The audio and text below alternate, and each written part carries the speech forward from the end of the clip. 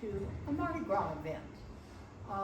Today I intend to tell you a little bit about what Mardi Gras is, and then we'll talk about the history of king cake, and I will show you how to create your own king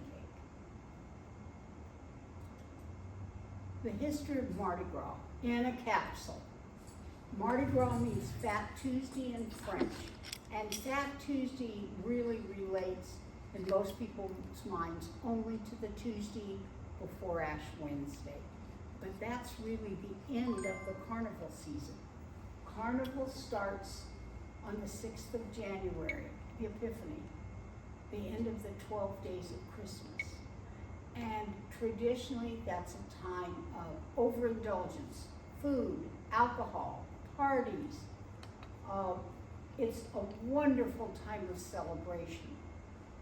It started in 1699 in Louisiana with a party of French explorers who wanted to celebrate Fat Tuesday. And back in those days, it wasn't 6 weeks long, it was Tuesday. And they had an enclosed party 60 miles from New Orleans. And because they weren't within the city limits, the city of Mobile, Alabama claims to be the first city to ever have a Mardi Gras celebration, because they celebrated in 1704. So there's always this going back and forth about who created it. But there is absolutely no hesitation of saying nobody celebrates like New Orleans in the US. Now, you can talk Rio de Janeiro, that's a whole nother thing, but in the United States, nobody celebrates like we do in New Orleans. Okay, the origins were medieval Europe, and it came over from the French and the French Canadians that were exploring Louisiana, basically, and well, the whole southern coast.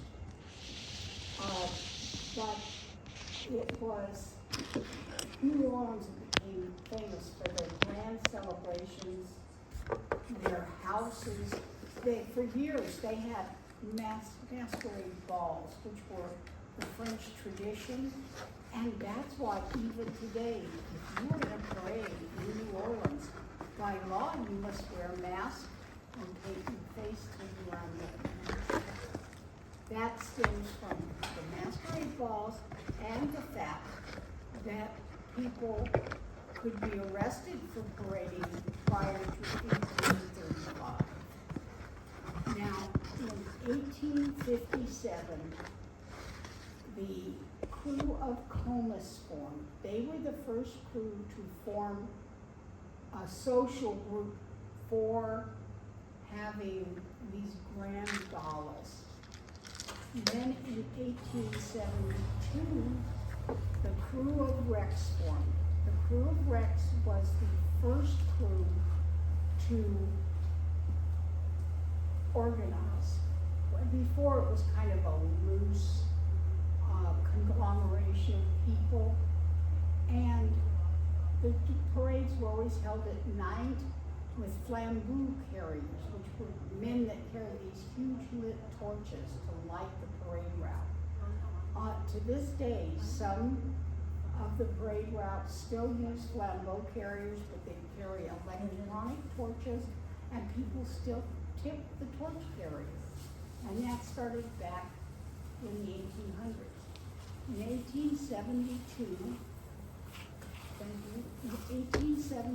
the crew of Rex formed, and they chose the official colors. And they are purple, green, and gold. Purple stands for justice, green for faith, and gold for power. And those stood, and they still stood, as the colors of Mardi Gras. Now, crews are just social clubs, organizations that were pulled together, always men, and a lot of them either work together, belong to other social organizations, and that's why you have so many crews, because there are different interests. They used to be walking parades, and then they added floats. first floats were horse-drawn. Until today, they're motorized, and some of them are motorized without being pulled by anything. All of the parades feature throws, and throws are beads like I'm wearing, cups with the crew names on them, toys for children, doubloons. Every crew has their own doubloon, and if you are a ranking officer, like a lieutenant, a king, a queen, they have their own individual doubloons, and they are very highly sought after. And beads can be everything from simple plastic to glass. Originally, the beads were glass beads. You have brass bands and music in all the parades. A lot of the high schools play, but usually it's jazz music. Now you will hear some modern things. Street dancing is a big thing, and second lines. Second line is a separate parade. It's usually led by a brass band, and you'll see them after funerals, after weddings. With weddings, the bride and groom lead the parade right behind the brass band, and the people follow. With a funeral, the casket goes first, carried by the pallbearers, then the widow and the children, and then the friends. The masks and the costumes add mystery and fun. You'll see people in crazy costumes in the crowd, not just the people on the floats. All the floats have themes, and that their crew picks a theme, or they follow the theme of the parade for that year.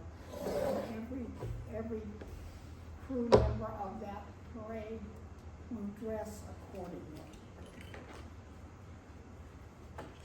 Now, a traditional Mardi Gras dessert is king cake, and that's what you came to learn about tonight. King cakes are named because of the three kings that came to give gifts to the Christ child. And the reason there is a baby in every king cake is because it represents the Christ child. Now, Mardi Gras is a hedonistic celebration, but it's based in the religion of the old Catholic Church. And they wanted people to celebrate Jesus. They didn't intend for it to be the wild celebrations we now come into. Now, cinnamon bread filled with a filling or fruit, and they're always decorated with purple, green, and gold beads. And there's a baby hidden in every cake. That baby is very special for two reasons. If you get the baby in your piece of cake, it's supposed to give you joy and happiness and good luck. But if you get the baby, you're supposed to provide the next king cake for the next party. And if you get the king cake on January 6th, you have to provide a party before Fat Tuesday. Now, the baby is now plastic. Originally, it was an almond in the cake. And then a baker in Louisiana and New Orleans named Joe Gambino came up with the idea of putting a porcelain Christ child in his cakes. And they became highly collectible. That started in the early 1930s, and it continued up until the 1980s when he quit putting a porcelain baby doll in his cakes and went to plastic. Nobody else that I know of does the porcelain. Now, we're talking about how to make a king cake. And I'm going to show you a real quick way to make a faux king cake tonight. But your original king cake, the ingredients are a sweet brioche dough or a cinnamon roll dough. And the traditional one you fill with cinnamon and sugar. Now, all the ones that I brought tonight are filled cream cakes. Even my cinnamon and sugar one has cream cheese in it. And that's really the most common, simple cake you see. I also have one filled with blackberry, one with cherry, one with apple tonight.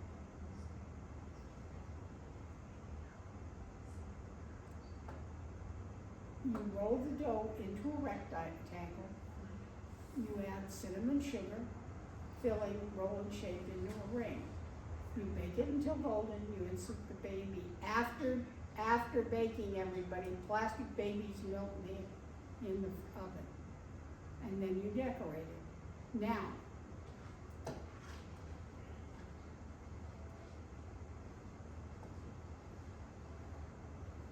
I'm going to be set up. I'm going to be set up over here. Okay. And I'm going to step away at this point and show them how to make a cake. Sounds great. Yeah. And I'm going to tell them, this is a faux king cake. I wanted you to be able to go home tonight, stop at the grocery store, pick up a couple of rolls of croissant rolls, Or cinnamon. or cinnamon rolls, and a can of whatever pie filling you like, or jams or jellies. Or just cinnamon and sugar. Or you can do cinnamon sugar. Yeah. And cinnamon sugar and a 1 8-ounce package of cream cheese makes a wonderful filling. And I'm going to show you how to do it. We cannot use the oven here, so I'm not going to bake the one off.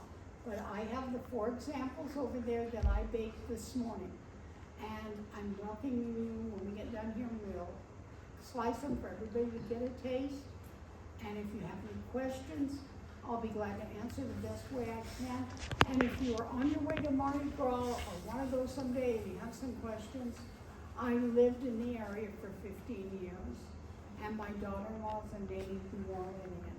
So I may be able to answer a lot of questions. And I thank you, and I'm going to go over here and show you what to do. Wonderful. Thanks, Lee.